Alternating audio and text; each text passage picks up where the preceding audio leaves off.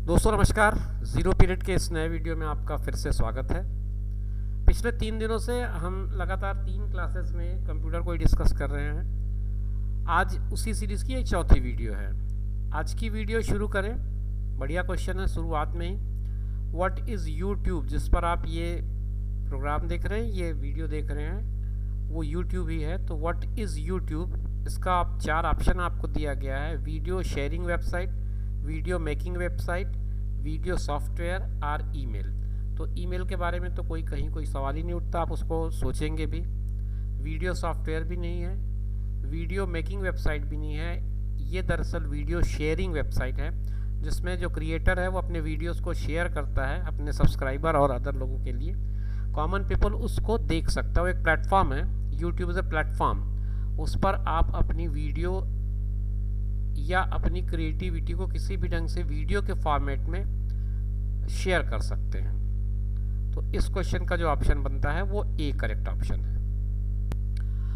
Next question है, junk email को कहा जाता है। Junk email is also called spool, spam, spoof, sniffer script. ये क्वेश्चन अलग अलग फॉर्मेट में हमने पहले भी 1-2 वीडियोस में देखा है। तो आसान है ये सवाल, ऐसा कुछ इसमें मुझे नहीं लगता कि बहुत ज़्यादा एक्सप्लेनेशन या बहुत ज़्यादा समझने की ज़रूरत है। जंक ईमेल मतलब स्पैम, बहुत सिंपल सी बात है। इसका आंसर आएगा ऑप्शन बी, स्पैम। डाटा के संचरण के समय माध्यम में उपलब्ध उच्चतम और निम्नतम आवृत्ति की सीमा क्या कहलाती है? During data communication the maximum and minimum frequency range available on medium is known as baud, bandwidth, broadband या फिर बैंड। जब डाटा जो है वो ट्रांसमिट होता है ड्यूरिंग कम्युनिकेशन, तो उसकी जो मिनिमम और मैक्सिमम लेंथ होती है, फ्रीक्वेंसी होती है, उसके बीच का जो मामला होता है उसको हम कहते हैं बैंडविथ। तो ऑप्शन बी जो है वो इसका करेक्ट ऑप्शन होगा। और बैंडविथ जो है वही एक तरह से मिनिमम और मैक्सिमम फ्रीक्वेंसी का रेंज कहलाता है। कई बार आपने ये देखा होगा वीडियो स्ट्रीमिंग, या जब हम लोग पिछले 2 साल जब कोविड का टाइम था तो ऑनलाइन क्लासेस अटेंड करते थे, ऑनलाइन क्लासेस लेते थे। तो उसमें अगर आपकी सिग्नल कमज़ोर आती थी तो कहीं पे सिग्नल के साथ साथ एक मैसेज आने लगता था, योर बैंडविथ स्लो। तो ये बैंडविथ वही है। डाटा कम्युनिकेशन के दौरान जब आपकी मैक्सिमम और मिनिमम फ्रीक्वेंसी जो होती है उसकी जो डिफरेंस है, वो जो रेंज है, उसे ही हम लोग बैंडविथ कहते हैं। नेक्स्ट क्वेश्चन है, इनमें से कौन सा कंप्यूटर ऐसा है जिसको हम लोग पोर्टेबल कंप्यूटर नहीं कह सकते? एक तो लैपटॉप है, दूसरा नोटबुक है, तीसरा मिनी कंप्यूटर है, चौथा पाम टॉप कंप्यूटर है। ये 4 में से आपको आइडेंटिफाई करना है कि कौन सा पोर्टेबल कंप्यूटर की कैटेगरी में नहीं आता। लैपटॉप पोर्टेबल कंप्यूटर है, आप कहीं पर भी ले जा सकते हैं, ला सकते हैं। नोटबुक कंप्यूटर भी लगभग उसी रेंज का है। मिनी कंप्यूटर को आप अलग करेंगे। आप पाम टॉप भी एक तरह से आपका ऐसा कंप्यूटर है जिससे आप कहीं पर भी ला ले जा सकते हैं, पोर्टेबल है। तो मिनी कंप्यूटर आपके इस क्वेश्चन का ऐसा आंसर है जो इन सबसे अलग है।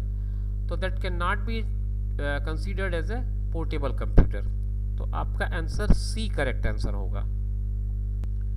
नेक्स्ट क्वेश्चन है, भारत में पहला कंप्यूटर कहाँ स्थापित किया गया था? Where was the first computer introduced in India?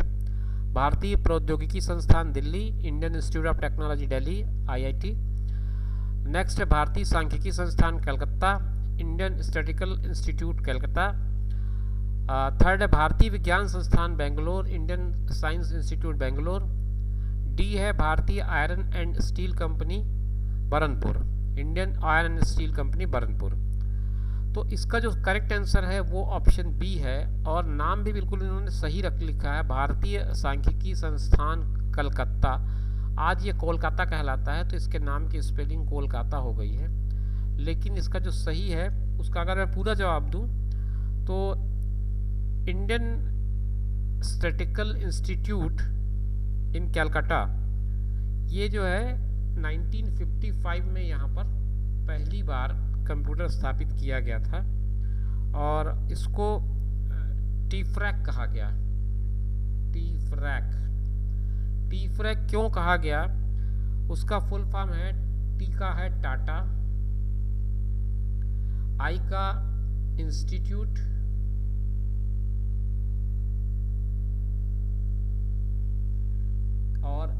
Fundamental,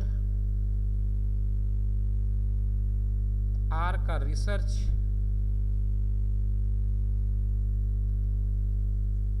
और ए का ऑटोमेटिक, और सी का है calculator.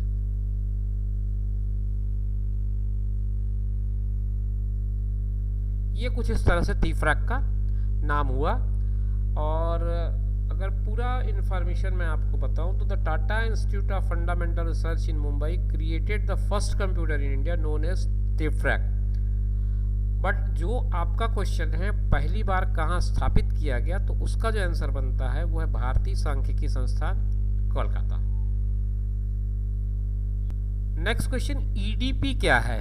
EDP, what is EDP? Electronic data port, electronic data personal, electronic data power, electronic data processing. तो जो लास्ट वाला ऑप्शन है, ऑप्शन डी, यही आपका करेक्ट ऑप्शन है। EDP means electronic data processing. Electronic data processing को short form में EDP कहा जाता है। A gate which is also known as inverter is and और नॉट लैंड। आपको पता है लॉजिक में कुछ गेट्स होते हैं, लॉजिक गेट्स कहा जाता है जिनको। उनमें 3-4 तरह के गेट ज़्यादा पॉपुलर है, एंड है, आर है, नॉट है, नैंड है। तो आप जिसको इन्वर्टर कहते हैं उसकी कैटेगरी आती है नॉट में। ये एक तरह का लॉजिक गेट है जो निगेशन को बताता है, नकारात्मक बातों को रिप्रेजेंट करता है। निगेशन गेट कहते हैं इसको, इसीलिए इसको नॉट गेट भी कहा जाता है। तो आपका क्वेश्चन में इसने केवल इन्वर्टर के बारे में पूछा, gate which is also known as inverter, तो उसका आंसर आएगा आपका नॉट। नेक्स्ट क्वेश्चन है, select the smallest memory size, terabyte, kilobyte, byte, gigabyte. 4 option है, इनमें आपको चूज करना है कि सबसे छोटी यूनिट मेमोरी की कौन सी है। तो आपके ये जो क्वेश्चन है उसके हिसाब से आंसर बनेगा बी, किलोबाइट, केबी जिसको कहते हैं। अब मैं अगर मेमोरी साइज का क्वेश्चन है तो थोड़ा सा आपके साथ एक इन्फॉर्मेशन शेयर करना चाहूँगा। ये भी आप साथ में नोट करते चले क्योंकि अलाइड क्वेश्चन के फॉर्म में आपको कभी ये काम आ सकता है। अभी आपको जो दिया गया है उसके हिसाब से अगर मैं देखूँ तो केबी है, केबी के बाद आता है एमबी, मेगाबाइट, इसके बाद आता है जीबी, और जीबी के बाद आता है टीबी। इतना तक आपने सुन रखा है क्योंकि आपके पास जो लैपटॉप है 1 टीबी का ऑलमोस्ट आने लग गया है, तो टीबी तक का वर्ड आप लोगों ने सुन रखा है। इसके बाद टीबी से जो बड़ा हुआ उसको नाम दिया गया है पीबी। पीबी से बड़ा होने के बाद वो हो गया ईबी, और ईबी से बड़ा होने के बाद वो हो गया जेडबी, और जेडबी से बड़ा होने के बाद वो हो गया वाईबी। तो अभी तक इतने तरह की मेमोरीज के नाम हमने सुने हैं और जाने हैं। मैं अभी बताऊंगा आपको कि ये पीबी, ईबी, जेडबी, वाईबी क्या है। तो ये शुरुआत हुई हमारी केबी से, लेकिन केबी से भी छोटी यूनिट्स हैं। केबी से छोटी यूनिट जो है उसको शुरू करने से पहले मैं आपको बताऊं, सबसे छोटी यूनिट से हम बात करें तो सबसे छोटी यूनिट होती है बिट। बिट से बड़ी आई तो उसको नाम दिया गया निबल। निबल से बड़ी आई तो फिर वो कहलाई बाइट। फिर बाइट के बाद वो हो गई किलोबाइट, और फिर आगे बढ़ती गई केबी, एमबी, जीबी, इस तरह से। तो ये मैंने आपको बताया सबसे लोएस्ट जो लीस्ट यूनिट है मेमोरी की उसको बिट कहते हैं। बिट के बाद निबल, निबल के बाद बाइट, बाइट के बाद KB, MB, GB, TB, PB, EB, ZB and then YB. अब आपके मन में जिज्ञासा होगी थोड़ी सी ये पीबी, ईबी और जेडबी के बारे में, तो वो भी मैं आपको बता दूं। सबके नाम जिस तरह से हैं, जैसे पीबी है, पीबी का मतलब होता है पेटाबाइट। मैं केवल बाइट सबके लिए इसलिए उसको मैं नहीं लिख रहा हूँ, केवल जो पहला वर्ड है उसी को एक्सप्रेस कर रहा हूँ। पीबी मतलब पेटाबाइट हुआ। ईबी का सेंस ई से जो लेगा वो एक्साबाइट हुआ, और उसके बाद जेडबी है। जेडबी में जेड जो है रिप्रेजेंट करता है जीटा को, जीटा बाइट, और वाईबी में वाई रिप्रेजेंट करता है योटा को, योटा बाइट।